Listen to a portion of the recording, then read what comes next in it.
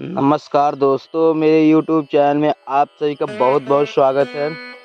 आप सभी को मैं बताने जा रहा हूँ कि श्राप के कारण पति कभी संतुष्ट नहीं रहती है। आइए इसके बारे में हम आप लोग को बताते हैं, तो सुनिएगा। भगवान शिव कहते हैं कि श्राप के कारण पति पत्नी कभी संतुष्ट नहीं रहते हैं। एक बार माता पार्वती भगवान शिव से रूठकर कैलाश में बैठी हुई थी।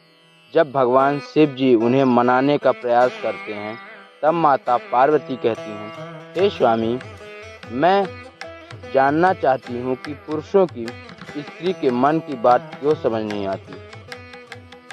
हर पुरुष अपनी पत्नी की प्रिय वस्तुओं को तथा चीज़ों को क्यों बार बार भूल जाते हैं, जबकि एक स्त्री अपनी प्रेमी या पति की हर छोटी छोटी बातों को ध्यान में रखकर उनकी सेवा करती है।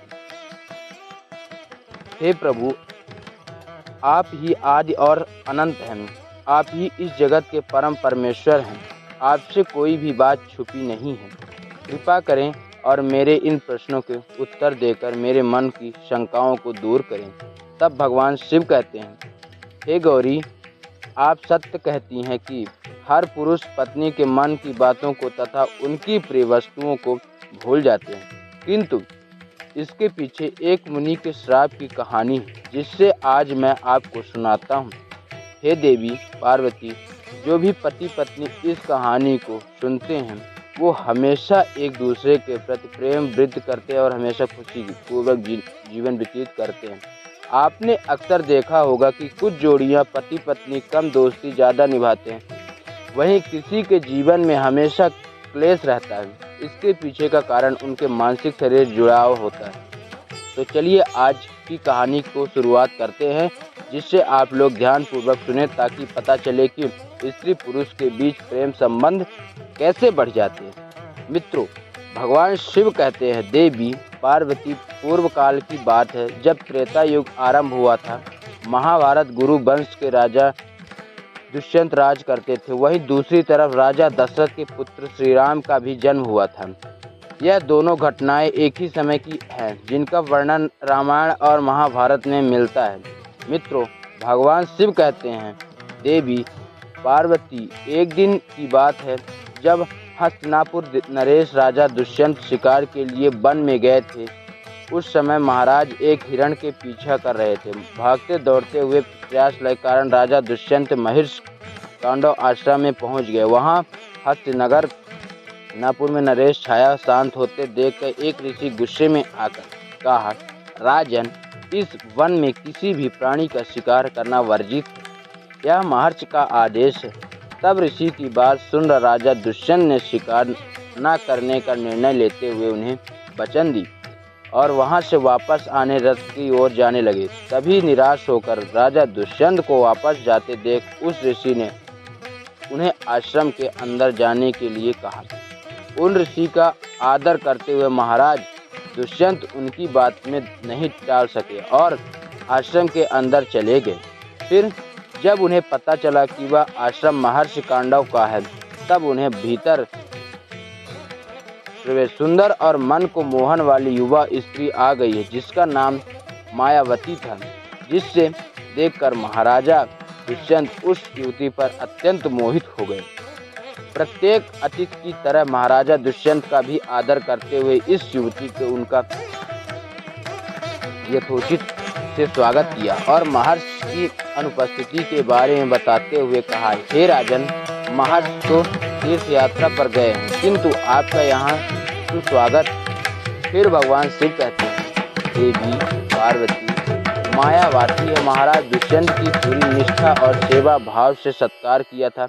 मायावती की सेवा भाव से प्रसन्न होकर महाराज दुष्यंत ने उनसे पूछ लिया कि देवी, आप कौन से? तब वह कन्या बोली, महाराज, मेरा नाम मायावती है और मैं महर्षि कांडव की पुत्री हूँ। मायावती की बात सुन महाराज दुष्यंत आश्चर्यचकित होकर एक कदम में बोला, पेड़ की देवी महर्षि आजीवन ब्रह्मचारी है, फिर आप उनकी पुत्री कैसी हुई?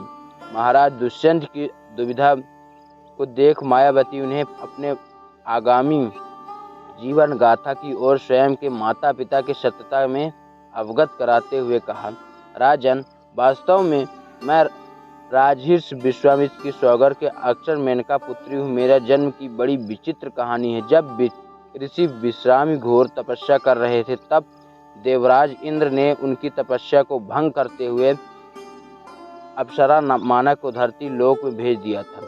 तभी ऋषि से उनको साथ प्रेम संबंध स्थापित किए थे, जिससे कारण मेरा जन्म हुआ था। किंतु न ही मेरे पिता न मुझे पाला और न ही मेरी माता मेनका ने मेरी माता को भय था कि कहीं मुनि विश्वामित्र उन्हें श्राप देकर भस्म न कर दें। इसलिए उन्होंने मेरे परित्याग किया और मुझे वन में अकेला छोड़कर वे स्वर्ग में चली गई। तभी उसी वन में संयुक्त पक्षियों ने मेरा रक्षण किया और फिर भी एक दिन बाद तभी ऋषि कांडव उसी मार्ग को गुजर रहे थे, उन्होंने मुझे गोद लिया। राजन, धर्म के अनुसार जन्म देने वाला, पालन पोषण करने वाला तथा अन्न देकर रक्षण करने वाला पिता के समान पूजनीय होता है। इसी कारण मैं ऋषि कांडव की पुत्री बन गई। महर्षि कांडव ने मुझे कभी भी यह एहसास होने ही नहीं दिया कि मैं उनकी असली पुत्री नहीं हूँ, और मैंने भी उन्हें पिता ही मानती हूँ। मित्रों, फिर भगवान शिव कहते हैं, हे देवी पार्वती, मायावती को बचाने के सुनकर महाराज दुष्यंत उनकी ओर आकर्षित हो गए। साथ ही वो उसकी सुंदरता पर तो पहले से ही मोहित थे, और फिर उन्हें विवाह का प्रस्ताव देते हुए कहा, मायावती, आप एक क्षत्रिय कन्या हो। हे सुंदर, तुम्हारे सौंदर्य को देखकर मैं अपना हृदय तुम्हें दे चुका हूँ। यह तुम्हें किसी भी प्रकार की आपत्ति न हो तो तुमसे विवाह करना चाहता हूँ। मित्रों, ऐसा प्रस्ताव को सुनकर पहले तो मायावती अंचभित हुई, परंतु मन ही मन वह भी महाराज दुष्यंत को देखकर तथा उनको शौर्य की प्रशंसा सुनकर उन्हें प्रसन्न होकर लगी थी। सर्वप्रथम मायावती ने महाराज दुष्यंत को ऋषि कांडव की अनुपस्थिति का कारण बताते हुए इनकार किया था, किंतु राजा दुष्यंत ने उन्हें यह कहकर मना लिया कि आप क्षत्रिय कन्या हैं और धर्म के अनुसार किसी भी क्षत्रिय कन्या को अपना वर चुनने का अधिकार स्वयं को भी है। और वो वैसे भी जब ऋषि कांडव को पता चलेगा कि अपने मुझसे विवाह किया है तो क्रोधित नहीं होंगे।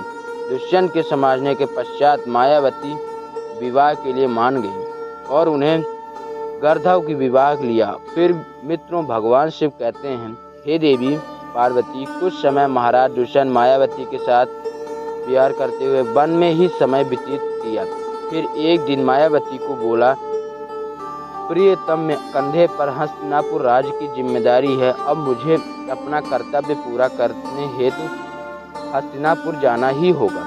यह कहकर महाराज ने मायावती को अपने प्रेम के प्रतीक रूप में अपनी दिव्य स्वर्ण मुद्रिका दी और हस्तिनापुर वापस चले गए और उन्हें आश्वासन दिया कि जैसे ही ऋषि कांडव अपनी यात्रा में वापस आएंगे तब वो उन्हें शीघ्र ही अपने साथ विदा कर हस्तिनापुर ले आएंगे।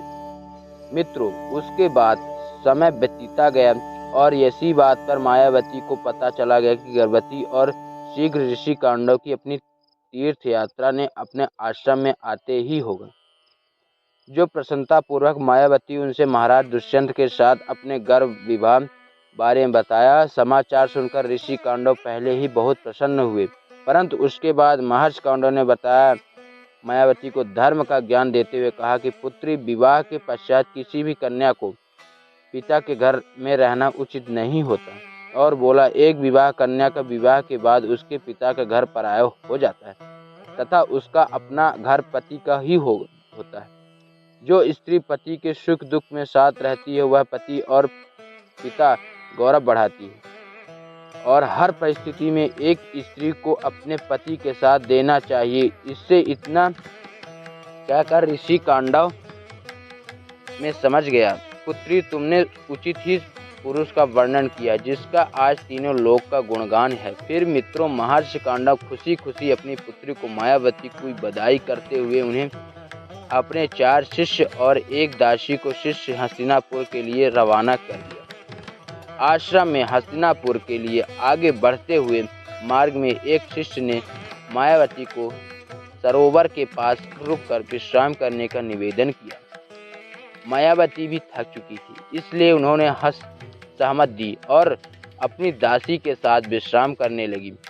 जब मायावती सरोवर में पानी पीने गई तब वहां पता था कि नहीं और चले उनके हाथ से महाराज दुष्यंत के द्वारा प्रेमचंद के रूप में दी गई अंगूठी सरोवर में उनके हाथ से निकलकर गिर गई।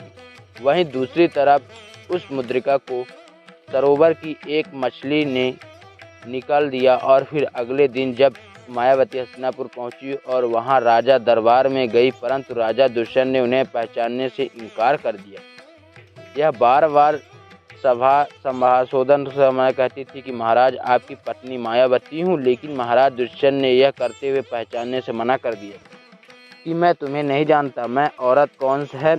ऐसा कहकर अपने सैनिकों द्वारा उसे राज्य से बाहर निकाल दिया। मित्रों, फिर भगवान शिव कहते हैं, देवी पार्वती, मैं आपको विस्तार से बता दूं कि मायावती विवाह के पश्चात जब महाराज दुष्यंत वापस हस्तिनापुर लौट रहे थे, वो महर्षि दुर्वासा के आश्रम के पास गुजर रहे थे। तभी राजन अपनी प्रिय पत्नी को राज्य के विचार में पूरी तरह डूब चुके।